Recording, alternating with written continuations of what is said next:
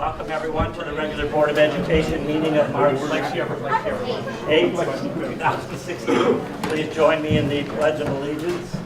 I pledge allegiance to the flag of the United States of America and to the republic for which it stands, one nation, under God, indivisible, with liberty and justice for all.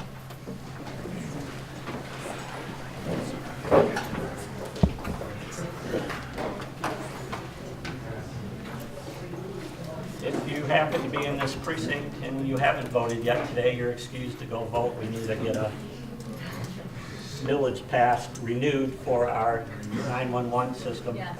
The rest of it you can make your own choice and determination on. This is the first chance for public comment. Did anyone like public comment? No? Administration. All right, just a couple of quick comments. One, I would like to pass out one last time the information related to the Classroom to Boardroom event that's coming up on Wednesday the 23rd. It's actually the morning after our next Board of Education meeting, and it'll be an event held at the high school from 7:30 to 10. It's a great opportunity for our community to come and get a chance to see, to look at some of our programs, particularly our career and technical education programs, and then give us feedback in terms of what are they seeing in terms of skills necessary in the marketplace, and how can we learn from them. So it's a great event. This will be our second year doing it. We'd love to see as many people there as possible. So if you haven't RSVP'd already and are able to attend, do so. We do have a continental breakfast from Chef Musto and the culinary arts students, so it'll be an exciting time for that. And that's all the comments I have about this tonight. It's a good meeting. I went last year. If you had a chance to get there, I would encourage it. Board members, any items of news or interest?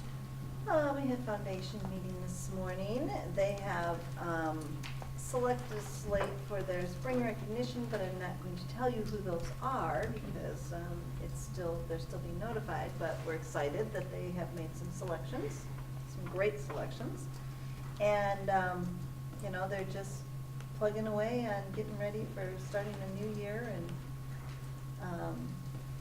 exciting things are happening. The spring event is March 29th.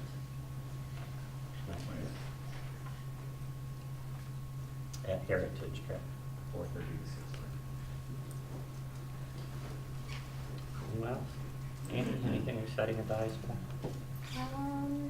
There's a choir concert this Thursday, pre-festival.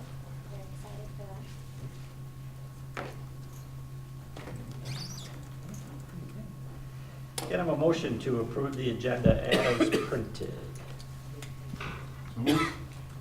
Second. All those in favor, please signify by saying aye.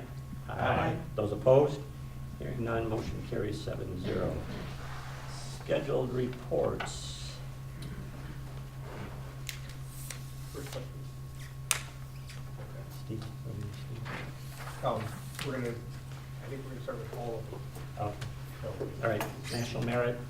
Yep, we'll call up Principal Dr. Julie Helbert to talk a little bit about our National Merit finalists and student recognition.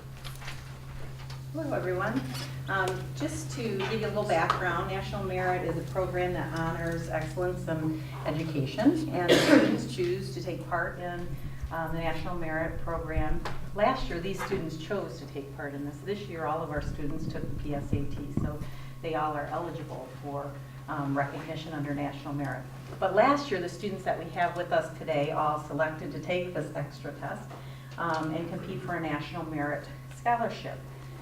There are about 1.5 million entries across the United States that take part in National Merit scholarship tests. 34,000 of those students, so the top 5% get selected as commended scholars. And I'd like to recognize our commended scholars from Saline High School this evening.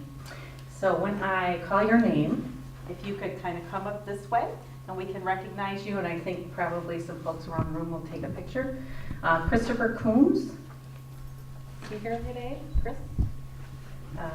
Cora Hasperger, is Cora here? No? Dewan Kim? Dewan here? No? I didn't see Ian Quant, but he might have walked in. Ian Quant is also a commended scholar. Therese Larson, is Therese here? She is also a commended scholar.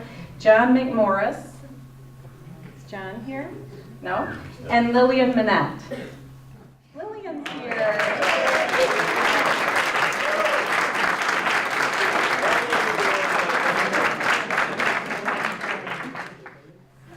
She must not have had any homework tonight. Yes, that might have been it.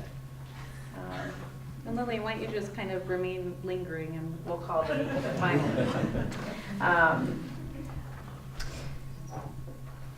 So there are 34,000 students nationwide who are selected for the Commended Scholar, and Lillian was one of them among those other students. The next level of finalists are the semifinalists. The semifinalists are identified in September, early September, and there are 16,000 semifinalists that are recognized by national merit. Those students then have to do some additional work by providing some coursework. They provide the rigor of their coursework, their extracurricular activities, and they fill out a lot of information for national merit to be eligible as a finalist. We had all of our students that qualified as semifinalists and did all of that extra work qualified as finalists for the national merit competition. So they are one of 15,000 students nationwide who have qualified as national merit winners. What that means is these students that I will call up will be eligible for scholarships that are issued by the National Merit Corporation, but also by corporate scholarships as well. So National Merit is sort of an agency that houses some of these corporate scholarships, and then those corporations decide who they're going to give scholarships to. So students can get one of each, or they can get multiple corporal scholarships. And these students are here tonight, and I've seen several of them, so if you would come up and let us recognize you. Ayush Aurora.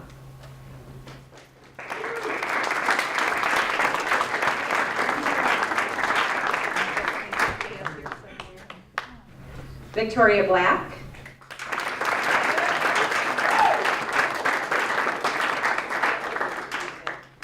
Ryan Blankenship.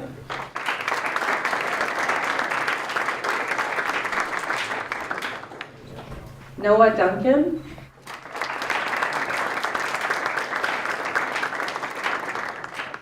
Catherine Gilbert.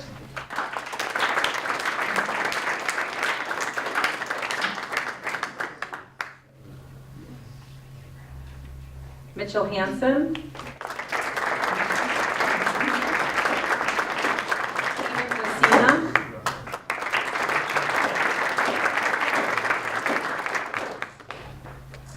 Rowan Kulkarni.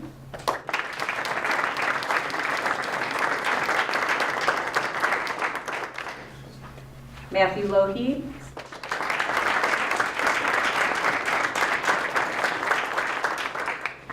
Adi Manari.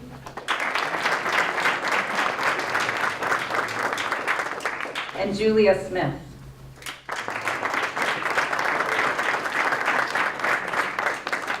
Julia's here tonight. So congratulations to all of these students, and they should be looking forward to letters in March for possible scholarships for you. Again, we can get everyone over here, as we have a little more space over here, and we'll get you guys kind of stacked up for a quick photo.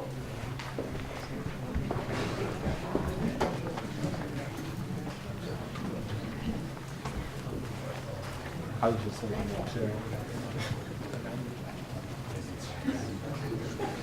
stagger. I would like to add that this is a large number of students to be commended and to be finalists, and we shall be very proud of them for accomplishing this. And their parents and folks that are in the audience should also be super proud of your students for accomplishing this.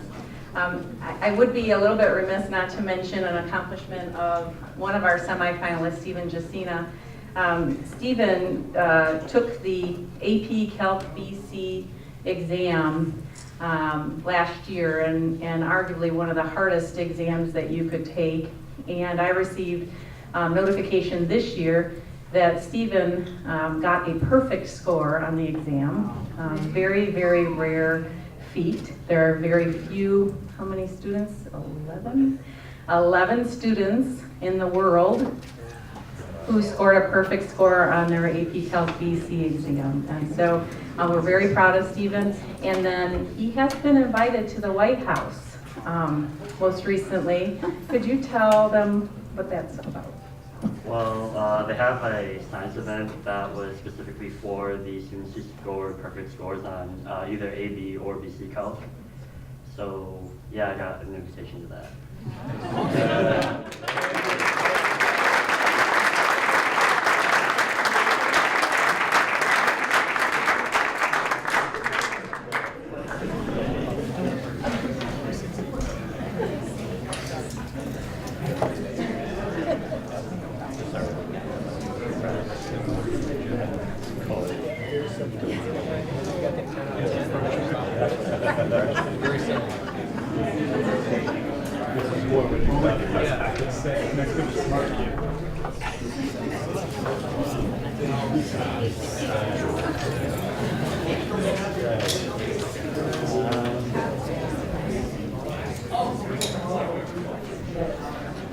Miss Benema and Poetry Out Loud.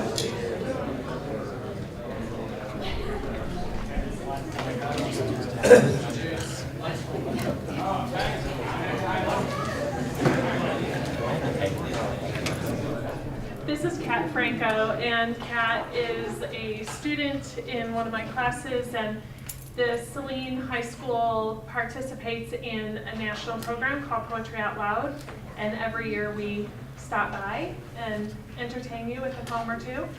And Kat just went to the Michigan State Final competition last Friday and did very well. And she made it through the first 2 rounds, and then other people advanced. And she can tell you about that experience, but she's going to recite 2 of the 3 poems that she memorized for you tonight. So this is Kat. Welcome. Hi, I'm Kat. It was such an amazing experience to be able to go to Lansing last Friday and meet all these wonderful people. And it was really just amazing to see all these great performers and their perspectives on poems, including some of the ones I did as well. I'll stand up. My first poem will be Monet Refuses the Apparition by Liesl Mueller. Doctor, you say there are no halos around the streetlights in Paris, and what I see is an aberration caused by old age and affliction. I tell you, it has taken me all my life to arrive at the vision of gas lamps as angels, to soften and blur and finally banish the edges you regret I don't see. To learn that the line I called the horizon does not exist, and sky and water so long apart are the same state of being. 54 years before I could see that Rouen Cathedral is built of parallel shafts of sun. And now you want to restore my youthful errors, fixed notions of top and bottom, the illusion of 3-dimensional space. Wisteria, separate from the bridge it covers. What can I say to convince you the Houses of Parliament dissolve night after night to become the fluid dream of the Thames? I will not return to a universe of objects that don't know each other, as if islands were not the lost children of one great continent. The world is flux, and light becomes what it touches, becomes water, lilies on water, above and below water, becomes lilac and mauve and yellow and white and cerulean lamps. Small fists passing sunlight so quickly to one another, it would take long streaming hair inside my brush to catch it. To paint the speed of light, our weighted shapes, these verticals burn to mix with air and change our bones, skin, clothes to gases. Doctor, if only you could see how heaven pulls earth into its arms and how infinitely the heart expands to claim this world. Blue vapor without air.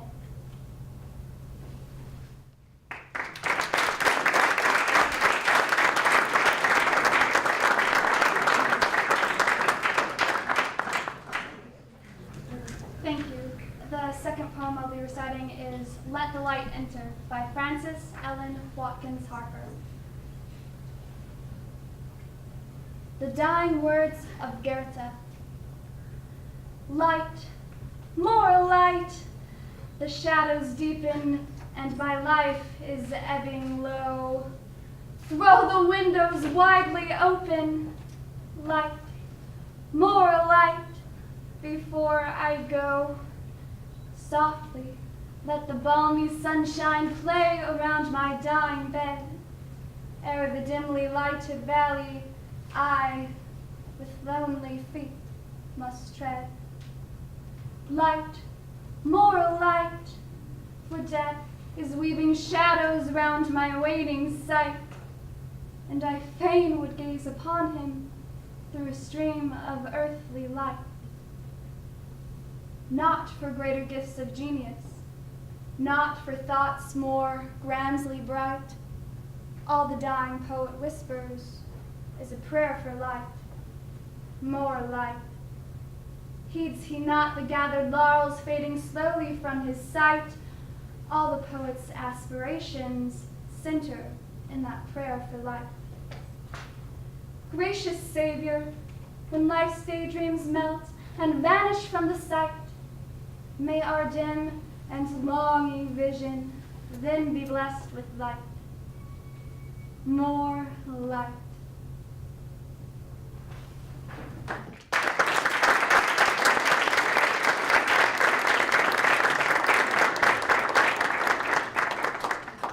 Great job.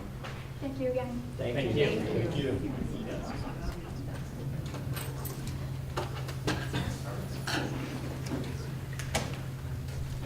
All right, action items. Can I have a recommended motion to approve the 2016-2017 School of Choice recommendations as submitted by Superintendent Grady?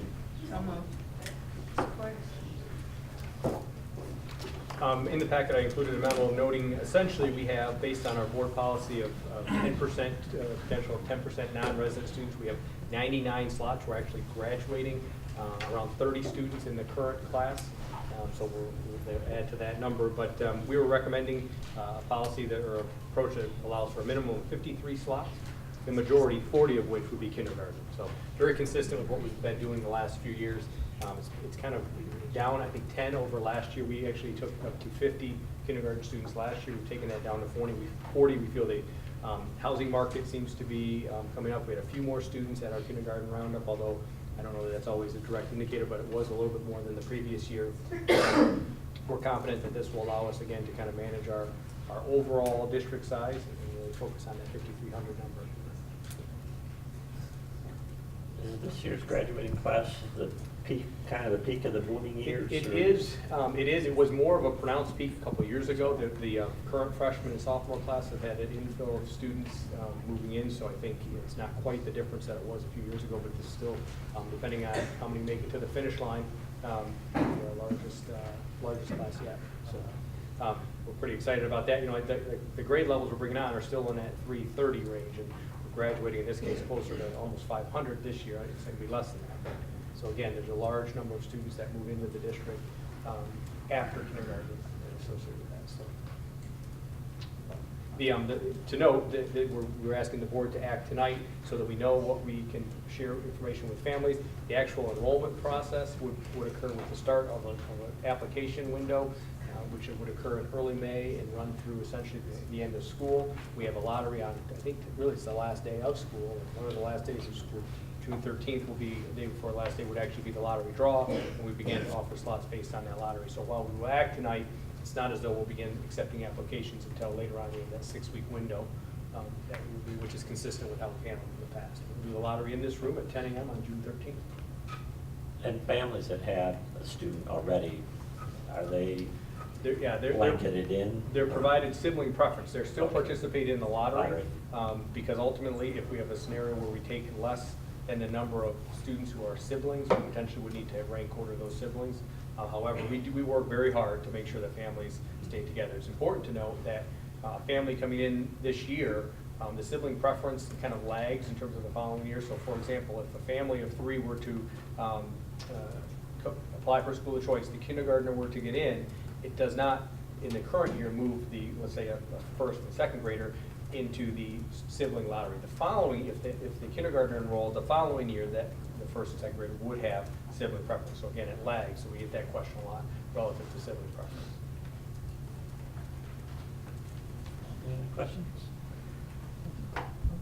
All those in favor, please signify by saying aye. Aye. Those opposed? Hearing none, the motion carries 7-0. Discussion items, policy committee report, Secretary Delvey. Kind of want to do it like the poetry thing. Yeah. Impressive, yeah. Good luck. Yeah. I don't think I would be as good. Basically, we had a meeting and we're still discussing social media policies. State's working on something along those lines. So we're waiting to see what comes down from that, but we've started discussing what that's going to look like.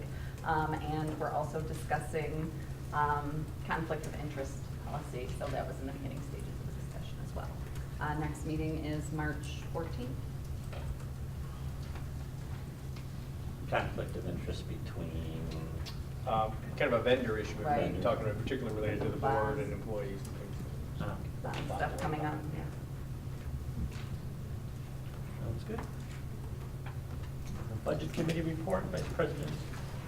Yes, Austin? we met on February 18th and discussed the governor's executive budget, looked at some slides. Also talked about the retirement rate. It's actually going down a little, which is helpful. Helpful. Yes, very helpful. And then some major points in the budget, like the foundation allowance. Currently, we don't know where it's at, but it's kind of looking like maybe $119 per pupil, which would be nice. And then talked about a fixed asset audit. Janice was wanting to get an audit done for our fixed assets versus what I think you're currently using a document that you created a long time ago. Yeah, Excel spreadsheet, Excel spreadsheet, so. many pages. Yeah. Photos. It's about Photos. 20 years old, and it Yeah. just keeps, yeah. So, our next budget meeting is March 17th at 5:15. Do fixed assets have a effect on the overall budget? I mean, are they taxed or? No, not they taxed or- don't. They're reported on in the audit every year, and it just becomes kind of difficult if we're, when we've sold buildings and gotten rid of a lot of fixed, or, furniture and equipment. It's really hard to know when it was from and where, what needs to be removed.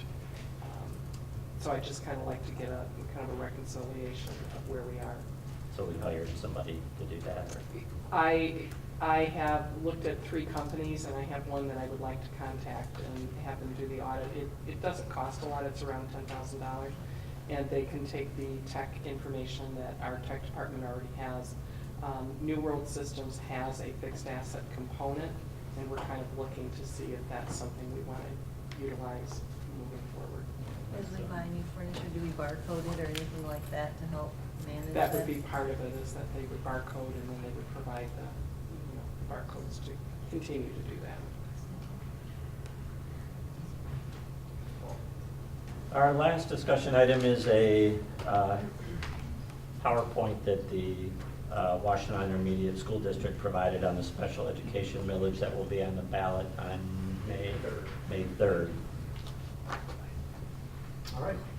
Before I go through the presentation, I have passed around the special education millage proposal. It's a Q&A or a little fact sheet that you can have. And again, it notes that the WIC is seeking to put this, or have put it on the ballot, and they're seeking voters to vote on May 3rd. It's a special election. At this point, it's the only, well, it is now the only thing on the ballot on May the 3rd, and it's a $1.5 million increase related specifically to special education. A lot of times you hear us talk about Act 18, and this would essentially flow into that. I have their presentation there. Feel free to ask me questions as we go through. I'll roll through it, but if you have specific questions, feel free to stop and ask me. Kind of what's the question before the voters is that it's a $1.5 million increase to cover unreimbursed costs to provide special education services in Washtenaw County. Currently, we're reimbursed, this year's number No, is? It fluctuates, yeah. Yeah, it's not a percentage. Oh, that's right, it's a flat Yeah. rate. Roughly, But it's it's in the 70% range. If the 1.5 mil were to pass, in layperson's term, they're estimated would go to 97%. So that gap, essentially, there's an unreimbursed gap in the services we provide, and the 1.5 mil is designed to fill that gap. Who is impacted? Again, the students, there are about 6,500 students in Washtenaw County public and charter schools that receive special education service, about 1 in 7. Majority of the students are in public schools, some are in public charter schools. Some attend private schools or homeschools. They do still receive services depending on their scenario, related even to the private and homeschool students. We have around 800, depending on how you calculate that. As far as costs in the county, special education is mandated by the state, federal and state government. There are very specific guidelines in terms of providing services. Students who are receiving special education services all have an IEP, which is an individualized educational plan, and that prescribes the types of services that would be provided to the students on that, the student on that IEP. The cost associated with that, those services annually is about $121 million locally. Of that, the federal and state funding covers $40 million, and the current millage generates about $57 million. The remaining $24 million is the difference between that I spoke about, the difference between the current reimbursement and that 97 rate. So that's where you get kind of the math associated with, in round numbers related to the program.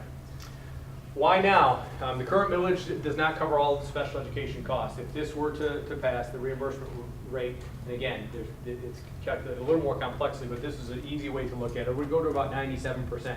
Frankly, with the increasing property values, I would see that approaching 100 in the next couple of years, depending on the economy. Understand this is a real millage, so if property values were to decrease, that number would drop the following year.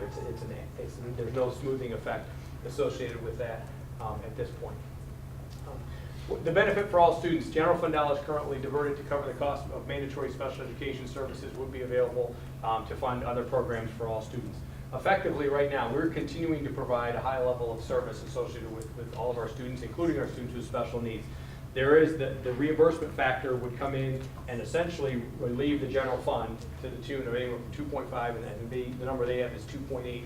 But that number would fluctuate because the number is based on reimbursement. It's based on a real number spent. So if our services went up, that number would need to grow. Ultimately, the amount of the reimbursement could potentially fluctuate associated with that, not only because of Saline's ebb and flow associated with providing services and reimbursement, but ultimately the full county as well. What services are supported by the millage early on, which is for students who are identified prior to enrolling in school and kind of the 0 to 3 with developmental delays. Those programs right now are currently provided for in Saline at Pleasant Ridge. It includes a home visit component. Again, early identification is really key for us in terms of identifying students who may have a delay or may have a special need. We want to make sure we see them as quickly as possible. We work with our local pediatricians and other child care providers to make sure they're aware through Childline that we want to get those students and see them as quickly as possible. And frankly, begin providing services.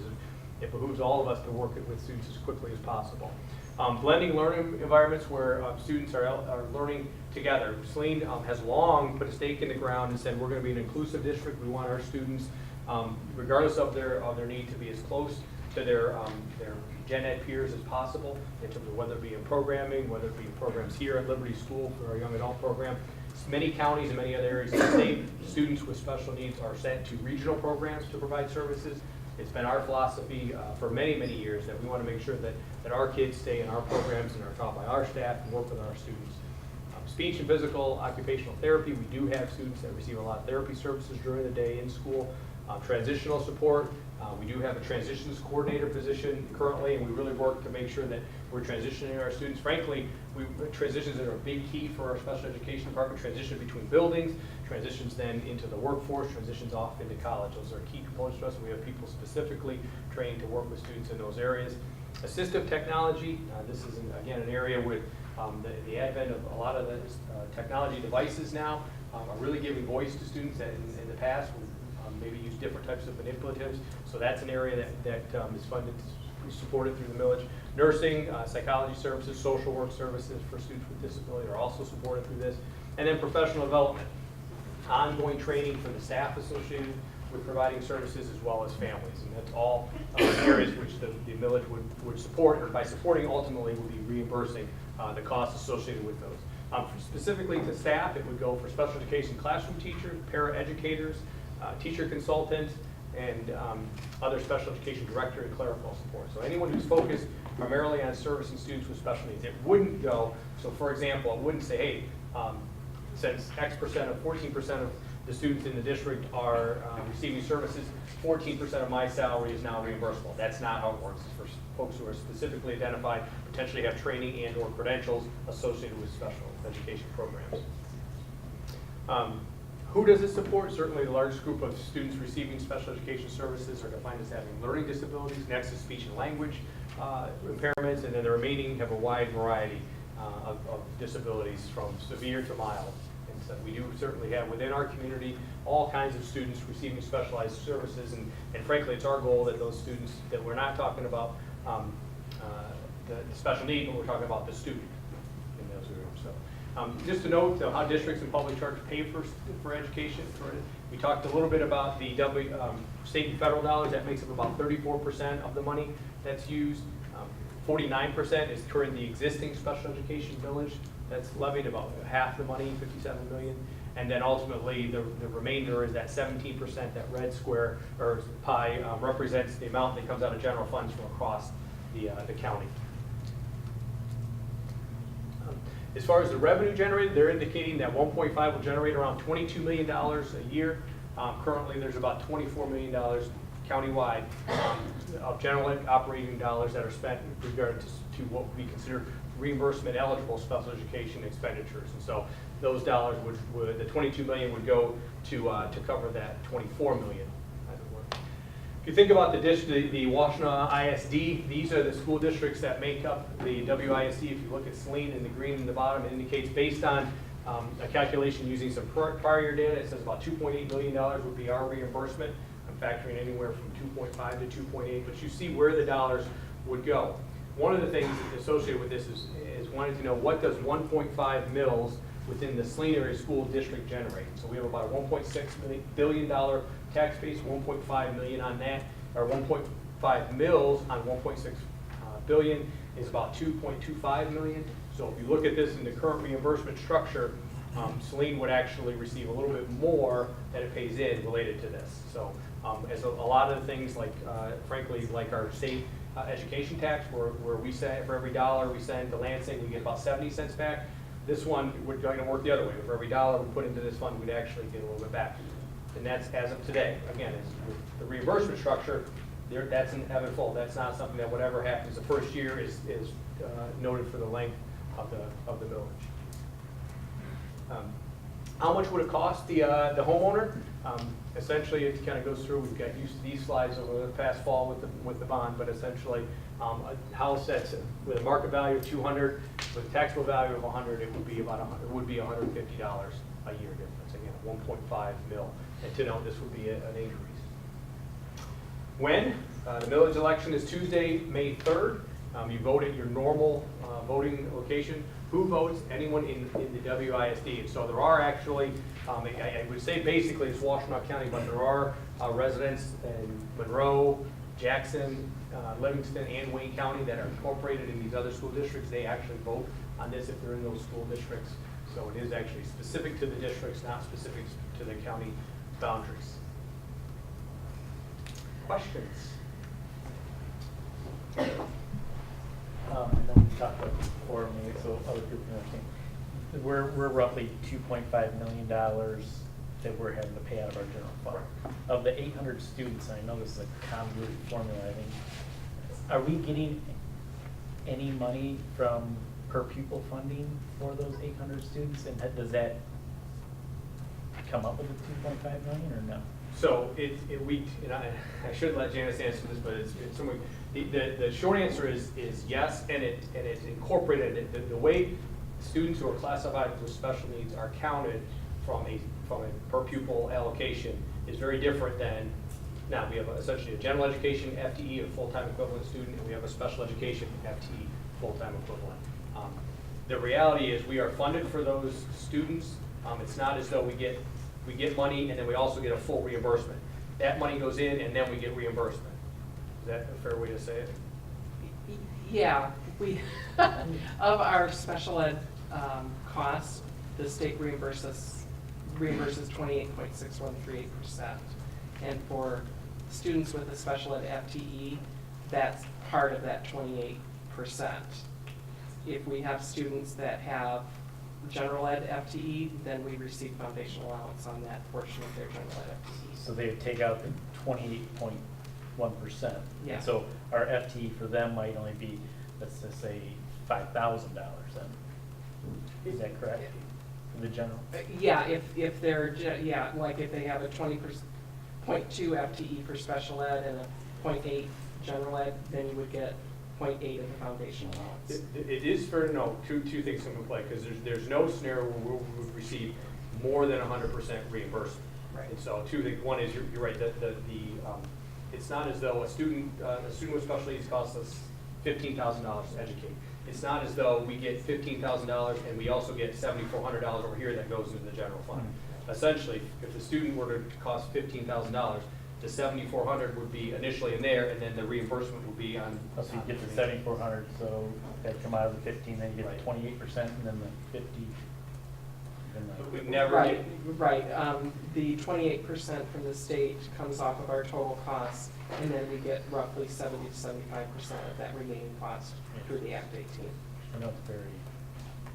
If, to that point, if, for example, the property values were to really get high in Washtenaw County, and this millage were to start to generate, in addition to the $26 million a year, that the excess amount would not be sent to districts. It would be held in that regard. So understand that I want to make sure people, that literally by statute, we are not, no districts would be able to receive more than 100% funding, nor would they receive 100% funding plus a $7,000. So if that happens, is the ISD going to come to our special education departments and say, hey, we need to start spending some money? Well, Because yeah, it's, one of the things, I will be very frank, I was telling President Heineck, I got an email today, and we're starting to work on a Google Doc. There are several superintendents that are, I don't want to say concerned, but we really are looking at this as, okay, if this were to pass, it fundamentally changes some of the conversation around this reimbursement, because the closer reimbursement gets to 100%, what types of programs and services would districts consider associated with that? And while I've had conversations with Kevin, we have a program at our high school that frankly, based on our current enrollment, really should be 2 classes. You know, that to me is a legitimate way to say, hey, we're going to improve the services for students with special needs. We have them, we have the funding to cover it. This is a great way, a real win.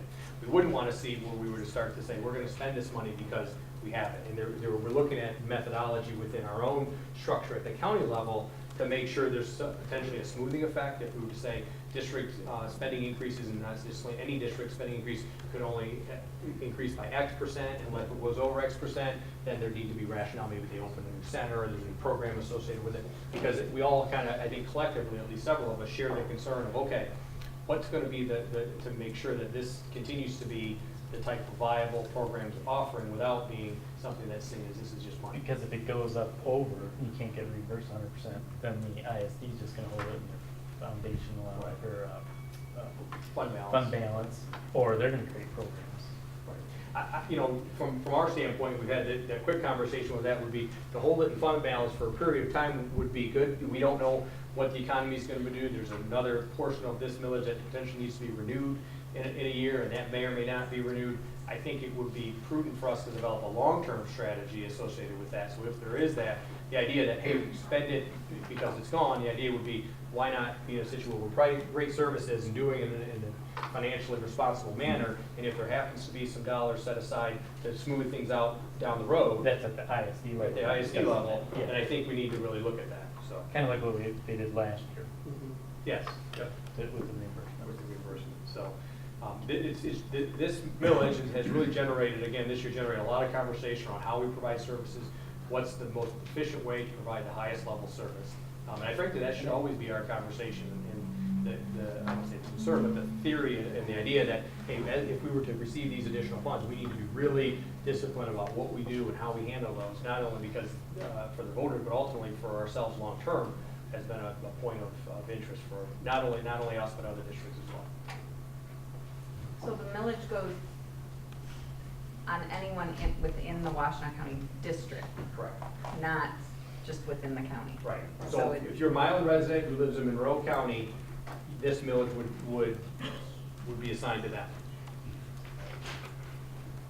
Does, did you mention, did it cover busing? Yes, it does, this does specific routes essentially have to be a special, it's not a student riding a bus to school, not necessarily a student with special needs riding a bus, but we have specifically noted special education runs, and they would be covered. So the superintendents in all the districts have input onto the budget of special needs in the whole county. So who does the WISD board essentially approve or disapprove those budgets? Yep, ultimately the WISD board approves the special education budget, and they're held to that standard. We provide input. We don't, in fact, I don't believe this year we're voting on that budget, but ultimately we provide input. And for the most extent, they listen to our concerns. I think it's important that we're all, at the district level, at the superintendent level, that we're all thoughtful about how we're going to handle this, and that we're all on the same page. Because again, because of the reimbursement model, if one district, if we went out and started spending wildly with unrestrained glee, that potentially impacts the other 8 districts in Washtenaw County and vice versa. So it's very important that we're all in this together. And I think, I can tell you at the local superintendent level, that's been a message that others have echoed back to me, that that's really what we expect. We want to hold ourselves accountable to making sure that we're making the right decision for students and not feeling like, hey, this is a way for us to supplement other programs that aren't specifically designed for students with special needs. And who holds the ISD accountable for how they spend their? Well, you as local board vote on and appoint, the WASD, the WISD board. And I think that would be ultimately who is responsible for this. They have the ultimate authority, just like you guys have over our budget. Yeah, you would hope there would be I don't want to say a cap, but some district-wide norms on reimbursement rates and make sure everyone's on the same page, offering the same great services. That's been the conversation, and so I will tell you that Chris Timmis and Dexter, myself, Brian Gearbaugh, Milan, and Dave Phillips and Chelsea have all talked about what are some ways we can look at providing very clear structure on that. We've started to communicate about what concerns we have, what ideas we have, and then ultimately we intend to bring in the business managers and the special education directors, because ultimately it's not just the financial, there are services being provided that frankly the financial implications of this across with the multiple funding sources is complex, and so we want to have everybody at the table that can say, okay, what are some strategies to make sure that moving forward this fund is seen as what it should be seen as in terms of a really viable way for us to get nearly 100% reimbursement for important and critical services. Also, every fall, Mr. Mustin and I meet with ISD staff to review our budget, and they do that with each local district. So we kind of have to show how it's changing from the year before and why justify that. Do they compare you to peers like certain things? I mean, I'm kind of curious how they. Yeah, to some degree, they kind of look at an average increase and, based on things that they know as far as, retirement rates and contract language and all, and kind of look at what an average should be. If you're kind of out of whack, they would. And I think the reason why I'm so concerned is just the reimbursement, the way they do the reimbursement. I just feel like there's not a lot of checks and balances. Yeah, it just kind of scares me. Yeah. Kind of at the liberty of how other schools are spending their money. It is a little bit of a different model. I was talking to some folks in Indiana the last week and talking about where they have a specific disability gets a specific allocation, and then you can see it there, and they have strategies to make sure students aren't misidentified. So I don't know if there's a perfect system kind of thing, but I think there are some different ideas, and so I think if at the local level, if we think about what are some other ideas to make sure that maybe it is reimbursement driven, but there are calculations associated with that to make sure there's a smoothing effect. I think that kind of protects us all from ourselves a little bit.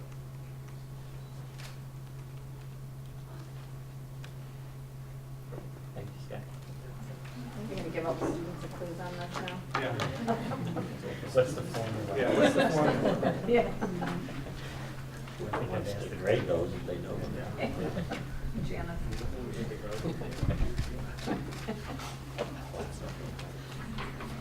Can I have a motion to authorize the following items as part of the consent agenda? A, approval of the regular Board of Education meeting minutes of February 23rd, 2016. B, approval of the Board Policy Committee meeting minutes of February 22nd, 2016. C, approval of the Board Budget Committee meeting minutes of February 18th, 2016. D, approval of payment of general fund accounts payable of March 8, 2016, in the amount of $213,164.97. E, receive and file March curriculum, finance, and human resources reports.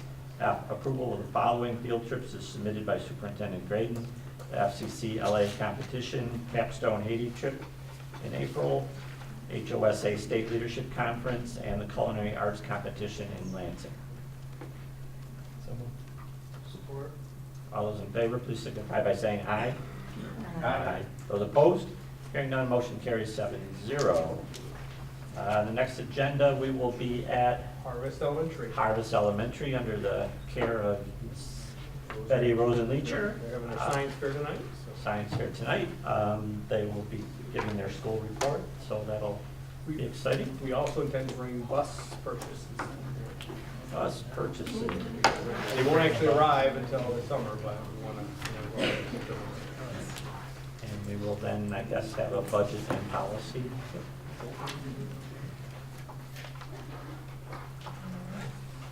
This is the second opportunity for anyone who cares to make public comment. Is anyone interested in public comment? I don't know if I'm supposed to give my name, Mary Hess. I got good news and bad news. I enjoyed the school board meeting, but I noticed I don't get to hear you, and you can hear me. And when I watch it on the computer, I thought it was me. My hearing has went quite a bit. And the city has these little hearing aid things, and it would be nice if we come and we hear our children that we get to hear the conversations going on. But it was a joy to come. Thank you. Thank you, Mary. Thank you.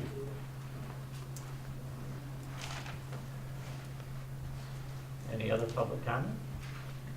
Our next meeting will be March 22nd, 2016 at 6:30 p.m. at Harvest Elementary Media Center. Can I have a motion to adjourn the regular Board of Education meeting of March 8, 2016 at 7:20 p.m.? So moved. Support. All those in favor, please signify by saying aye. Aye. Those opposed? Hearing none, motion carries. Thank you, everyone.